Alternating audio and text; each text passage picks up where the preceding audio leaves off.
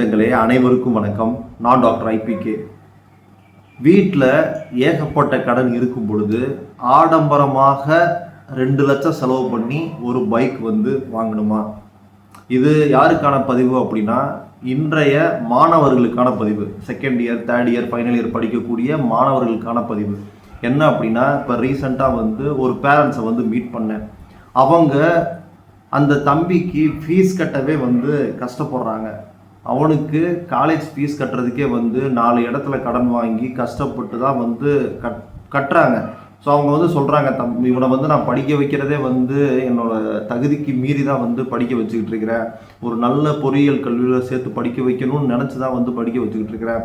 நானே கஷ்டப்பட்டு அங்கிட்டு இங்கிட்டு கடனை வாங்கி இவனை படிக்க வச்சுட்டு இருக்கும்போது எனக்கு 2 லட்ச ரூபாய்க்கு பைக் வேணும், எனக்கு 2 லட்ச ரூபாய்க்கு கட்டாயம் பைக் வேணும், எனக்கு இந்த புல்லட்டு தான் வேணும்னு சொல்லி ஒத்த காலில் நிற்கிறான். எனக்கு வேறு வழி இல்லை, கடனாக வாங்கிடுவோன்னு சொல்லிட்டு கடனை வாங்கி அவனுக்கு இந்த பைக்கை வாங்கி கொடுத்துருக்குறேன்.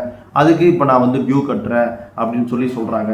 ஸோ உள்ளபடியே இப்படித்தாங்க ஒரு குடும்பம் கடனால் ரொம்ப நாசமாக போகிறது அப்படின்றது இப்படித்தாங்க.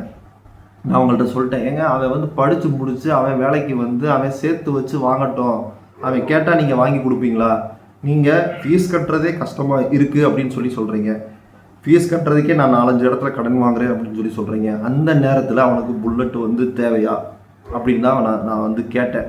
இதனால் நீங்கள் இப்போ ஒரு மிடில் கிளாஸ் ஃபேமிலியாக இருக்கிறீங்க, வாடகை வீட்டில் இருக்கிறீங்க, உங்களுக்கு இன்னொரு பொண்ணு இருக்குது. அந்த பொண்ணுக்கும் நீங்கள் 12th முடிக்கிறப்ப படிப்பு செலவை பார்க்கணும். உங்கள் பையன் கேட்டான் அப்படின்னு சொல்லி இந்த சொசைட்டியை பார்த்து சோசியல் ப்ரெஷரால் அவன் பைக் வச்சுருக்கான், இவன் பைக் வச்சுருக்கிறான் அப்படின்னு சொல்லி நீங்கள் இப்போ புல்லட் பைக் வாங்கி தர வேண்டிய அவசியம் என்ன இருக்குது அப்படின்னு சொல்லி நான் கேட்டேன். அவங்களுக்கு இல்லைங்க, என் பையன் சங்கடப்படுவான், எல்லாராலையும் வாங்க முடியுது, நம்மளால் வாங்க முடியல அப்படின்னு சொல்லி சங்கடப்படுவான் அப்படின்னு சொல்லி அவங்க பேரண்ட்ஸ் ரொம்ப ஃபீல் பண்ணி சொல்லிட்டு போனாங்க. அப்புறம் நான் அவனை கூப்பிட்டேன், தம்பி இந்த வயசில் ஆசைகள் இருக்க வேண்டும், தப்பே கிடையாது. இருந்தாலும் நம்ம ஃபேமிலி பேக்ரவுண்டை நீ நினச்சி இது எனக்கு வேண்டாம், உனக்கு ஒரு வைராக்கியம் வரணும். நான் கஷ்டப்பட்டு சம்பாரித்து ஒரு பைக்கை வாங்குவேன், அதுவும் இஎம்ஐயில் வாங்க மாட்டேன், என்னுடைய சொந்த பணத்தில் சேமித்து வைத்து நான் வாங்குவேன் அப்படின்ற வைராக்கியம் இருக்கணும். இப்போ நீ பார்த்த அப்படின்னா ஃபீஸ் கட்டுறதுக்கே அப்பா அம்மா கஷ்டப்படுறேன்னு சொல்லி சொல்கிறாங்க. அந்த நேரத்தில் நீ 2 லட்ச ரூபாய்க்கு இந்த பைக்கை வாங்கியிருக்க. இது எப்படி தம்பி? உங்கள் அப்பா அம்மா மேலே இவ்வளோ சுமையை இறக்கிக்கிட்டே இருக்கிற, இதெல்லாம் நீ யோசிக்க மாட்டியா அப்படின்னா, சார் என்னைய பெற்று விட்ருக்காங்களே சார், அப்புறம் எதுக்கு சார் என்னைய பெற்றாங்க, நான் கேட்குறத வாங்கி தரணும்ல சார் அப்படின்னு சொல்லி அந்த பையன் சொல்கிறான். அவனுக்கு எந்த ஒரு புரிதலும் கிடையாது. நம்ம பெற்றவங்க எப்படி கஷ்டப்பட்டாலும் படட்டும், ஆனால் எனக்கு தேவையானதை நான் பெற்றுக்கொள்ள வேண்டும் அப்படின்னு சொல்லி நினைக்கிறான்.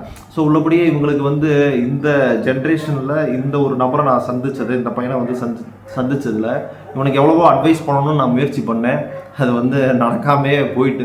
அவன் என்ன சொல்கிறான், அப்புறம் எதுக்கு என்னை பெற்றாங்க, வாங்கி தர முடியும், இது கூட முடியல அப்படின்னா அப்புறம் என்ன அப்பா அம்மா, அதெல்லாம் படட்டும் அப்படின்னு சொல்லி சொல்கிறான். எனக்கு ஆச்சரியமாக இருந்தது.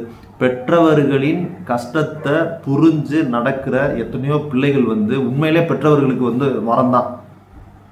ஸோ அந்த வகையில் பார்த்தீங்க அப்படின்னா பெற்றவங்களை கட்டாயம் கண்ணீர் சிந்த வச்சிடாதீங்க, மேன்மேலும் கடன் சுமையை ஏற்றி வச்சிடாதீங்க. அதனால் அவங்க ரொம்ப மன அழுத்தத்துக்கு ஆளாவாங்க அப்படின்றத நான் பதிவு பண்ணிக்கிறேன். ஸோ ஆகவே மாணவர்களே, பெற்றவங்கள்கிட்ட இது வேணும் அது வேணும்னு சொல்லி கஷ்டப்படுத்தாதீங்க.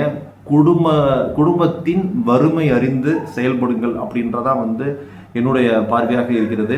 இதை பற்றி நீங்கள் என்ன நினைக்கிறீங்க அப்படின்ற உங்கள் கருத்துக்களை எங்களோடு பகிர்ந்துக்கோங்க. நன்றி, வணக்கம்.